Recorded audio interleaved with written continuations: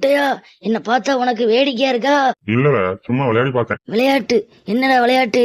ஏண்டா, நானே செஞ்ச வேலைக்கு அந்த ஆள் துட்டு தருவானா தரமாட்டானு நானே ஒரே யோசனையில இருக்கேன்.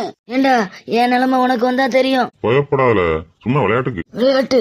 ஏண்டா, நீங்க ஏதாவது விளையாட்டுக்கு பண்ண போய் அந்த ஆள் என்ன பிடிச்சு கத்துறான். ஏண்டா, உன்னை ஒரு வாரமா கஷ்டப்பட்டு கெஞ்சி கூத்தாடி உன்னை வேலை கூட்டு வந்தது நானு. நீங்க என்ன நீ கூட்டு வந்தேன்னு சொல்லியிருக்க.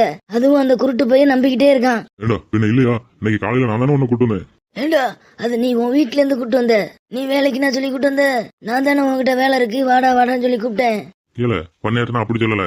நான் என் வீட்டுல இருந்து உன்னை கூட்டு வந்தேன் அப்படின்னு. அதான் அந்த ஆளு வேற மாதிரி புரிஞ்சுட்டா நான் என்ன பண்றேன்? அப்ப நீ விலைக்கு சொல்ல வேண்டியதானே. இல்ல பண்ணியாரு, செல்வராஜ் தான் என்ன கூட்டு வந்தான், நான் என் வீட்டுல இருந்தா கூட்டு வந்தேன்னு அதை சொல்லாம அந்த ஆள் ஏற்கனவே எரிஞ்சுக்கிட்டு இருக்கான். நீ அதுல கொண்டு விர வழி போட்டுக்கிட்டு இருக்க. ஏல அவரு பண்ணையாரு, அவர் பேசும்போது நம்ம கூட பேசலாமா? அது தப்பு இல்லையா? தப்பு? என்ன தப்பு?